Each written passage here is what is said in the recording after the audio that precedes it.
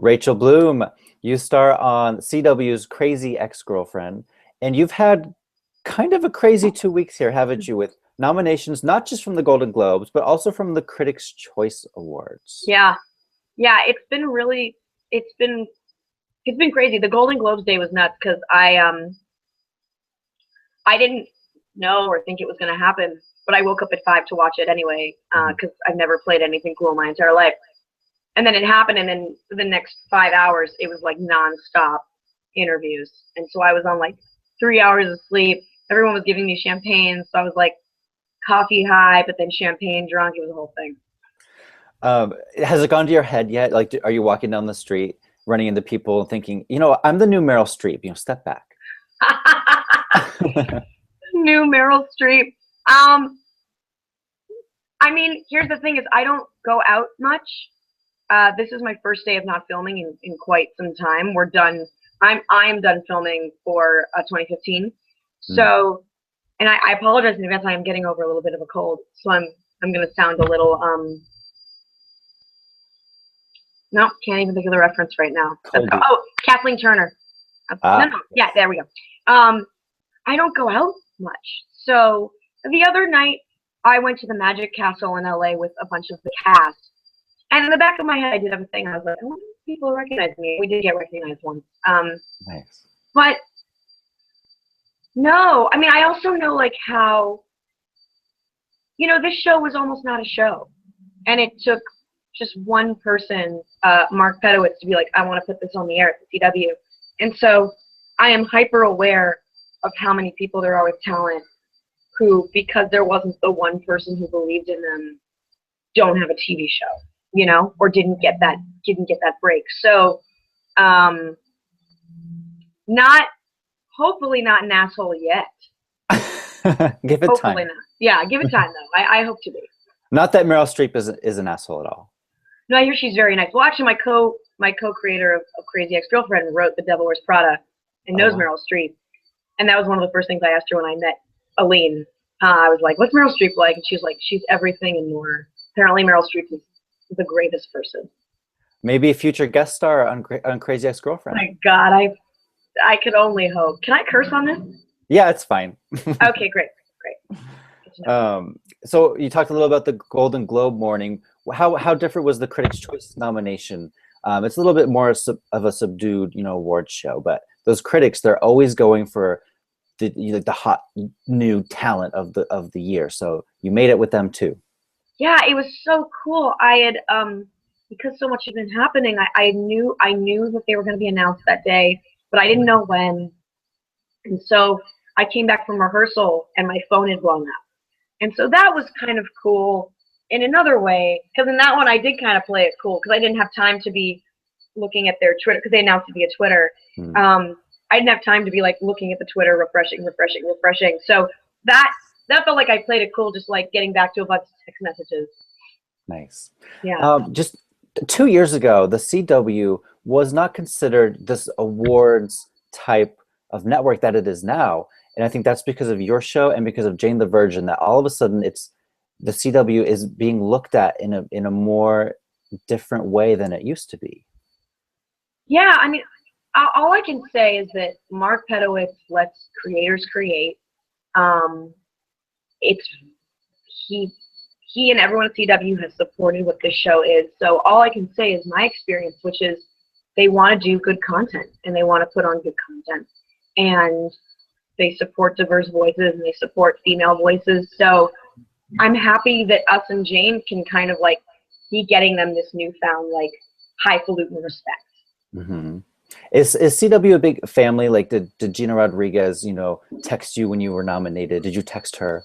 We were tweeting at each other. I don't actually have her number. I should get it. But I was texting with some people on the cast of Jane the Virgin. The cast of Jane the Virgin has been so warm and so welcoming. I mean, from moment one that I met them all at the upfront, they've just been the nicest group of people, which is so surreal because I'm a huge fan of that show and watched it before we got ordered, long before we got ordered the series.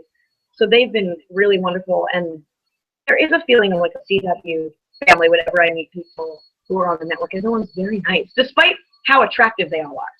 I mean, I think I straight up had said that to a couple of them at upfronts where I was like, "You're so attractive and you're so nice," and they were like, "Okay," and then they just slowly backed up. You play the crazy ex-girlfriend, Rebecca Bunch. She was very, very successful in life. She had kind of a midlife crisis. I don't know if that's how you describe it, but she moved to West Covina to be with her ex-boyfriend of 2 weeks. Right. But not really to be with him, just to be around him, like to be in his air that he's breathing. Well, she's chasing happiness. This is somebody who has her whole life done what others expected of her and never really pursued her own impulse or her own happiness because that wasn't acceptable. And the last time she was happy was when she was at summer camp, because she was at this summer camp she chose. She was the background. She was ensemble in South Pacific. She wasn't even the lead, but it's what she chose and it's what she wanted. And that summer she happened to be dating this guy, Josh Chan. And so when she runs into him on the street just before she's about to get a promotion, he represents all of the happiness she's never pursued. He represents what she really wants. And also, you know, kind of like a drug, he fills her with this rush of dopamine and serotonin. I'm not 100% sure of the chemicals, but she's chasing that dragon in a way. Was this show originally developed for Showtime? Did I read that online? It was, yeah. We made the pilot for Showtime. There was originally a 30-minute pilot that was dirtier, a little dirtier. Well, there's a hand job scene, so a lot dirtier. And then talk about the shift from Showtime to CW. You had to expand it to an hour show and no more being dirty. Well, first of all, it's amazing what you can get away with. Second of all, the core of the show was never about sex. It's about obsession. It's about love and relationships. And so, you know, it was never meant, the intention was never for me to like show my boobs, even when we were at Showtime. It was always to, you know, serve whatever the joke and the intention of the scene is. And we went from a 30-minute cable show to a network hour, which is 42 minutes. So it was actually expanding it by 12 minutes. And it's been great because we can explore the other characters in ways we wouldn't have been able to do. And as far as the dirtiness, you know, there are some things we have to cut back on. I think that also when you're on a network, there's an ability to reference brands and just, you know, you have to get clearance on everything. And because the show honors suburbia and kind of like hails suburbia, there are a lot of like brands that we want to mention that we have to like clear. So that's been actually probably the biggest change between cable and network. But as far as the music videos, I actually have dirty versions if I really want to do a dirty version that I post to my YouTube. But I found that there are ways to, it's like, oh, I don't have to use the word fuck here. I could use another word. And then when it's like, I absolutely need to use the word fuck, I have the dirty version. Right. There's this new wave in Hollywood of the young female comedian creating her own show, writing her own show, like an Amy Schumer, Alina Dunham, Julie Klausner. Can you talk about this new type of comedy that comes from the female perspective, written by the star? Have you directed any of the episodes yet? Or is no. That would be impossible. No, that would be very hard. That'd be very hard. Well, for me, I started writing and performing my own content because everyone else around me was doing it. And I came from the Upright Citizens Brigade Theater in New York, as did Abby and Alana from Broad City, as did Lennon Parham and Jessica St. Clair playing house, a ton of other people who are creating their own shows. And so that's just what you do is you create your own show. You create your own content and you perform your own content. And I don't know, the way I see it is that Hollywood and the industry is catching up to that. Like when Bridesmaids came out, everyone was like, oh, this is going to finally show the women are funny. But for many years in the alt comedy scene, I'd seen many women be funny, but it wasn't until I saw Bridesmaids that I was like, oh, I guess like a mainstream movie hasn't done that kind of like female, I don't know, raunchy indie comedy style that I'd been seeing for many years. So it was always kind of a no-brainer to me because everyone else around me was doing it. And I think now it's become cool and it's catching up in like the mainstream. The opening production number in the pilot, the West Covina production, Oh, When I watched that, I was hooked on your show. It was just such a great thank way to you. introduce this world. Can you talk a little bit about filming that scene? It must have taken forever because in case someone hasn't seen it, you know, the camera pulls out from you and there's more and more and more people behind you, but they're all perfectly in sync. Yeah. Well, oh my God, that whole experience was amazing because, you know, it was a pilot. So, I mean, I don't even know where to begin. So, like, in my head, it could have been 20 dancers. But Mark Webb, our director, who's a very successful feature director, but also loves musicals, and we're so lucky to get him. He was like, let's blow it out. Let's make it like the biggest thing we can. Let's make that pretzel float into the air. Which I was saying, it takes 5 seconds to type. She sits on a giant pretzel that floats into the air, and then, you know, thousands and thousands of dollars. Stunt crew, who's going to build the pretzel? But, you know, I remember sitting in on dance auditions for that, and seeing all the talented dancers coming in. We were casting for a diversity. You know, we didn't want just like skinny model dancers. We wanted people of all types, all ages. And when our choreographer said to them, "Okay, guys, and this is a union job," and all of them just like clapped. It was really great. I don't know. It was like we were creating so many jobs for so many talented dancers, and so on the day when they made that happen, I got on the microphone and I thanked them all, because really, if one person's off in that number, we have to start over. And we did that whole thing in one take, so everyone had to be perfectly on their marks, including the stuntman who came behind me and clipped me into the pretzel before it flew 40 feet into the air. So that was probably, to this day, the best example of like en masse collaboration to make a oneer work. Yeah, it was amazing. I mean, and I grew up in Southern California, and it's so not my personality at all, just everything about Southern California. And I'd be in my head as a kid, you know, walking through outdoor malls, listening to show tunes in my head. And then when we shot the pilot, doing like an old school Hollywood musical number in this like open air mall that felt like so many malls I'd been in as a kid. It was so surreal. It was really cool. Do you have a personal connection to West Covina, or did you just kind of pluck the city out of a phone book? Well, it was a couple of things. We knew we wanted to set the show in inland Southern California, and we were talking about names. And personally, so I grew up here, there was a guy in high school that I was in love with, that lived in Glendora, which is the town next to West Covina. And so whenever I would drive by Glendora on the 10, I would get this like flutter, and like Glendora was Eden.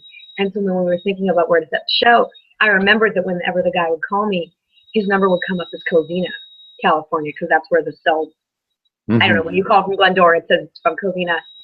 We were talking about names, and we were talking about West Covina and how just perfect of a name that is for inland suburbia. And I remember Lean was like, West Covina, show set in West Covina. Great. Nice. Tova Feldsha, am I pronouncing that correctly? Yes, Tova Feldsha. Plays your mother. Yes. One of the great actresses. New fans would know her from The Walking Dead. Original Yentl on Broadway. She's unbelievable. And her voice was in the pilot, but not her. Is that because you maybe cast her later? Well, yeah. I mean, we always knew we wanted to get someone really special for the mom. And also, I like the idea as her kind of, I don't know, for the first 7 episodes, this Maris Crane-like looming presence, who you see glimpses of, but you never quite see or meet. And I knew that I had to cast a Jew. I mean, I think it drives me so crazy, especially because we're in Hollywood. As a Jewish person, where it's like there's a Jewish character who's clearly not Jewish, I'm like, guys, it's Hollywood. We can cast a Jew. Like, there are Jews around. It's Hollywood. And so we were thinking about, you know, potential people to cast, and I mean, she just stuck out. She was amazing. My personal favorite is Paula, Donna Lynn Champlin. How did you know her before? How did you find this wonderful actress? You know, that was all when we cast the pilot. We cast it out of here, but we also cast it out of New York, and Chelsea Casting in New York helped us. And for Paula, we just said, you know, all ethnicities, you know, 40s, brassy, and Donna Lynn came in, and I had actually known her from listening to cast albums that she's that she's been in. I was a huge fan of her. She did a show called 3, which wasn't even ever on Broadway, but it was an album that I was a real big fan of in high school, and she was on that. And then she was in the Broadway revival of Sweeney Todd, which I saw twice. So I knew of her, and I knew about her. So when she came in, I really geeked out about her. And then she's fantastic. She's amazing. I'm a big fan of episode titles, and your show, I think, has the best titles of any show. Josh's name is in each one, for those that don't know, and they all end with an exclamation point. Yeah. Who was this? How did this idea come about? Because it does add an extra layer of looniness to Rebecca. Well, first, I think it helps us keeps us on premise, because at the end of the day, this isn't supposed to be a show that spits out copies of itself. It is a serialized comedy, and the main drive of it, whatever we do with it, comes from her love of Josh, her obsession with Josh. I want to say it was Aline's idea to put Josh in every title. I mean, when we're talking about the episodes, it's more we title the episodes like colloquially like the main musical number. So I want to say episode 4 was Sex with a Stranger.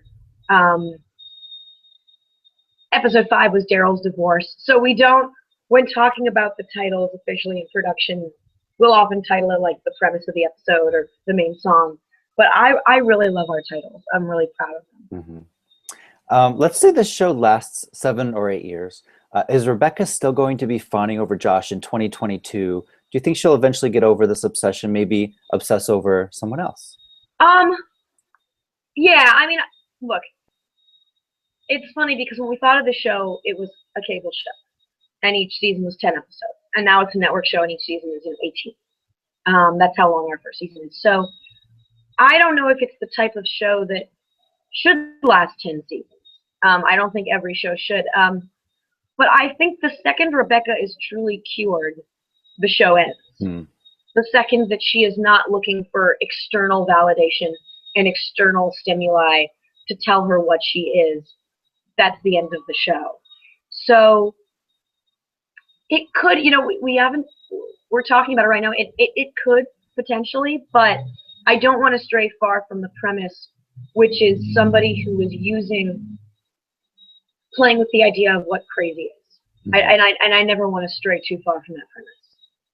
Well, it's a fantastic show. The musical numbers alone are just so rewatchable. I think I've seen the West Covina one 3 times already. The sexy getting ready song, it might be my favorite. Do you have a favorite before we sign off here? Oh God, they're all my children. It's my favorite is always also so like the one that I recently worked on. So I recently literally yesterday finished a song for episode 14 where I'm like, I think that one's my favorite. Nice. But they're all really close to my heart. I mean, Sexy Getting Ready song's great.